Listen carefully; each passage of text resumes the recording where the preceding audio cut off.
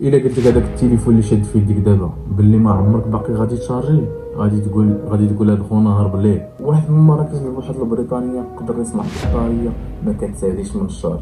العلماء استعملوا ماده الكربون 14 ناقص، وهذه ماده مشعه مستخرجه من النفايات النوويه، وهذه الماده كتحوض عليها الماس الصناعيه، واللي كيمكنها تحول نشاط الإشعاعي لطاقة كهربائية مستمرة.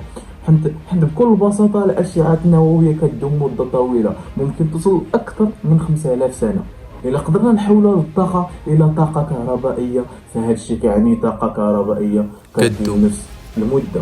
راه التليفون غير مثال على المجالات اللي ممكن نستخدموا بها هاد البطارية. فهاد البطارية ممكن نستخدموها في بزاف المجالات أو الأجهزة اللي ما يمكنش يوقع عليها انقطاع كهربائي، بحال مثلا القطاع الصحي.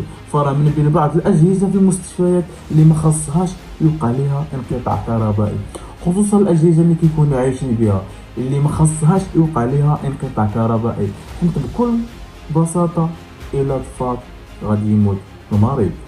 ويمكن نستخدموها حتى في قطاع السيارات، حيت ما غنبقاوش محتاجين نشحنوا السيارات الكهربائيه، او لا تخلينا في اماكن بعيده على محطه تزويد كهربائي، خصوصا فان السيارات الكهربائيه هي المستقبل. وزيد عليها الاقمار الصناعيه اللي غتولي بالامكان ديالها سفر مسافات بعيده وتدوم لمده طويله. حيت المشكل ديال هاد الاقمار الصناعيه هو نفس البطاريه، بالخصوص الاماكن اللي ما فيهاش اشعه شمسيه. وزيد عليها المجالات الاخرى، فهذا كيبقى غير من الامثله البسيطه اللي ممكن نفهموها.